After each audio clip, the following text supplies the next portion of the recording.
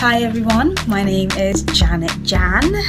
Most people know me as Janet Djan, former Miss Ghana UK, former Miss Middlesex UK, but you know, you guys, I'm Janet. Nice to meet you all. Today I've decided to talk about my natural kinky hair.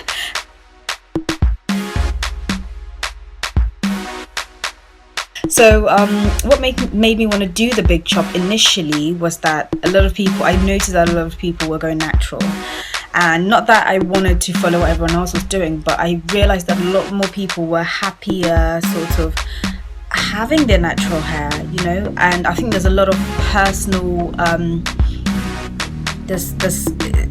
it comes with a sort of it becomes really personal when you do the big chop. You gain a lot of confidence about your culture, about yourself, who you are. I feel like, no offense to Caucasian people, but I feel as if we've been dumbed down, not by them but by ourselves, that you know, we have to have their hair or have their hair texture to look beautiful. And you know, don't get me wrong, I'm not saying anyone who likes weave, because I do like wigs and I like weave as well. I'm not saying that people who do use them are, you know, ignorant or, you know, it's a bad thing, but I felt at the time that, you know, it was just really nice to see that people were coming out of their shells, being themselves, you know, not wanting to hide themselves or who they are as, you know, black women and men. Most men tend to leave their hair natural anyway, but you know. So a lot of people started, you know, encouraging me. A lot of young people were saying, yeah, might as well go for it, you know, it's now or never because everyone else is doing it. So if you look ugly, then you know, you're with everybody else. So yeah, I you know what, it came to a point where I just thought, you know what, let me just do it. So one day I just woke up, my hair texture was so bad, you know, when you sleep and you don't wrap your hair well enough, and then suddenly when you wake up you realize there's a lot of dryness. It came to a point where my hair became really thin. It was long but very thin. Just wasn't what it used to be when I was probably 18. My hair was beautiful, relaxed, but very beautiful, very, very nice and long and thick, and just went downhill because I didn't know how to take care of textured hair. And obviously I just decided I didn't want to do it anymore, so I went to the barbers and then I just asked him to just shave it off. So when we started, I decided to get some, you know, natural hair curlers and all these things to gel my hair. Oh, let me get one. So I initially got the Eco Styler Professional, which I still use but not as much anymore, just to define the curls, and also curl activator lotion with vitamin E. It doesn't really, I'll be honest with you, with really thick kinky hair it doesn't work, but it gives you that soft texture, and then this then gives you that curl. This will curl your hair, definitely. Eco Styler will curl your hair. So a lot of my aunties were like, what the hell, you look like a boy, stop it, go buy wigs. And you know what, I listened to them. I went to go buy different wigs. I went online, I was looking for the best weave to cover this hair, because it was so short at the time and I did look like a boy.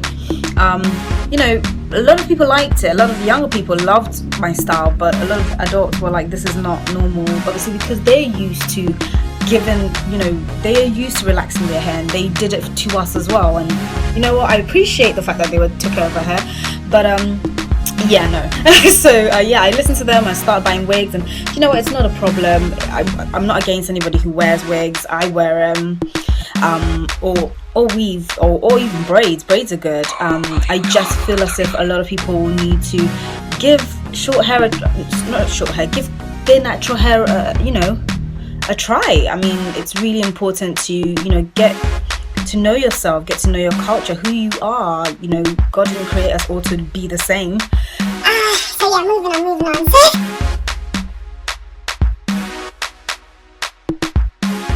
Yeah, so I started trying different things on my hair. So to begin with, shea butter.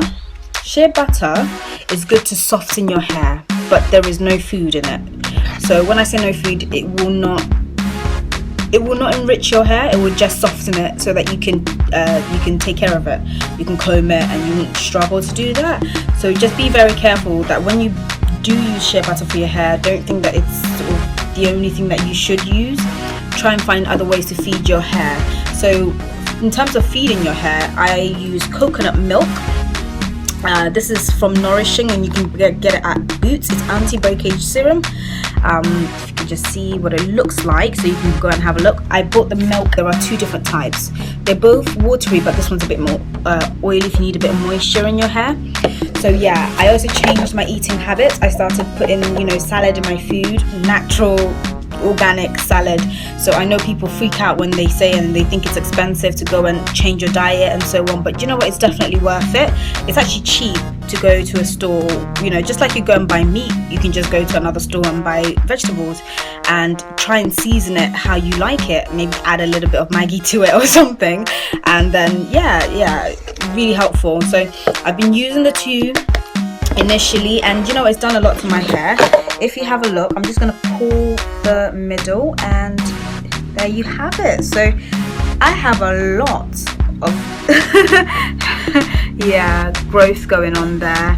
I don't like to leave it out during the winter time. We are in winter now, it's January, but I did the big chop in April. Thereafter, I've been using a lot of wigs to cover my hair because of what people told me to do, as well as the fact that I wanted to protect my hair. And even now, I'm still doing the same thing. So from once in a while, I just decided to let my hair loose, and then so guys, so what will happen is that within the next 3 months, I'm gonna give you another update as to what's been happening, because this year I really want to encourage people to try and take care of their hair, give their natural hair a chance, and not be afraid. If they do want to do the big chop and you're afraid, well, at least you can now watch me and see how my hair texture goes, so you can get a bit of vamp to try it yourself.